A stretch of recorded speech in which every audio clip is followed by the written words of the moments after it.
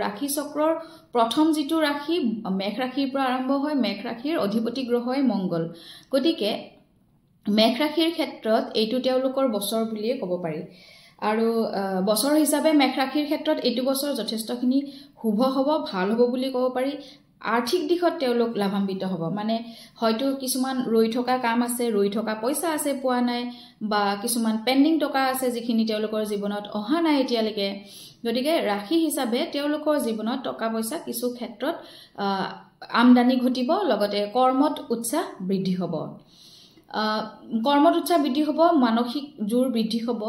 আৰু বিশেষকৈ property related বা যদি মাটিবাৰী সংক্ৰান্তীয় কিবা কৰিম বুলি ভাবি আছে তেতিয়াহ'লে 2025ত মেঘ ৰাশিৰ ব্যক্তিসকলে এই বিষয়ত আগবাঢ়িব পাৰে যিসকলে দূৰত পঢ়িম বুলি ভাবি আছে ধৰক বাহিৰত নিজৰ জন্মস্থানৰ পৰা বাহিৰত গৈ পঢ়া শুনা কৰিম বুলি প্ল্যানিং কৰি আছে তেওঁলোকৰ কাৰণে 2025 শুভ ফলদায়ক হ'ব বুলি ক'ব পাৰি বিদেশত পঢ়িব সকলৰ যিসকলে যাব বিচাৰিছে তেওঁলোকৰ কাৰণে মাৰ্চ মাহৰ পিছৰ সময়খিনি ভাল হ'ব মানে তেওঁলোকে সেই সময়খিনি তেওঁলোকে যাব পাৰিব আৰু আৰ্থিক দিশত বৃহস্পতিৰ শুভ ফল সম্পূৰ্ণ লাভ কৰিব এই গোটেই থ্ৰুআউট দ্য ইয়াৰ বুলি কৈছো 2025ৰ আৰু শনিৰ প্ৰভাৱত কিছুমান নোহোৱা ধৰক ব্লকেজেছ থকা কামো আপোনালোকৰ জীৱনত আৰম্ভ কৰিব পাৰিব আৰু শেষো কৰিব পাৰিব আৰু ব্যৱসায়ৰ ক্ষেত্ৰত ক'ব বিচাৰিম আপোনালোকে যিবোৰ ধৰক নতুন ব্যৱসায় আৰম্ভ কৰিম বুলি ভাবিছে তেওঁলোকৰ কাৰণে এইটো বছৰ ভাল নতুন ব্যৱসায় আৰম্ভ কৰিব পাৰে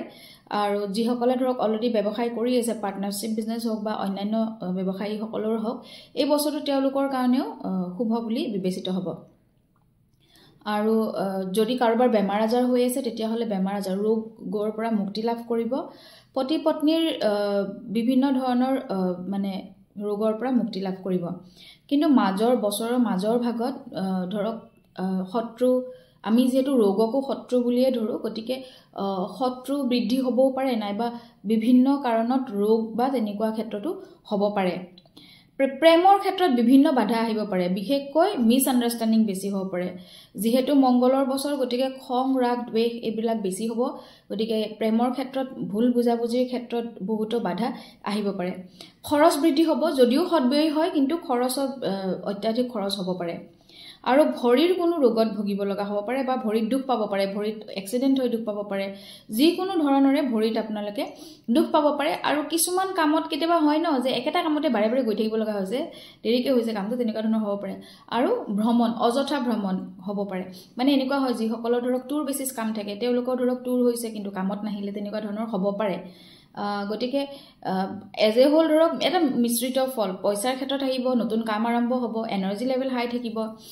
প্ৰপাৰ্টি ক্ষেত্ৰতো ভাল হ'ব পঢ়া শুনাৰ ক্ষেত্ৰতো ভাল হ'ব কিন্তু বেমাৰ আজাৰ মিছ আণ্ডাৰষ্টেণ্ডিং এইবোৰো থাকিব গতিকে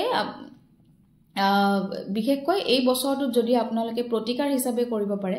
সূৰ্য প্ৰণাম কৰিব পাৰে হেয়াটো সকলোৰে কাৰণে শুভ হনুমান চালিসা পাঠ কৰাটো এইটো বছৰ খুব বেছি ফলদায়ক হ'ব লাভদায়ক হ'ব আৰু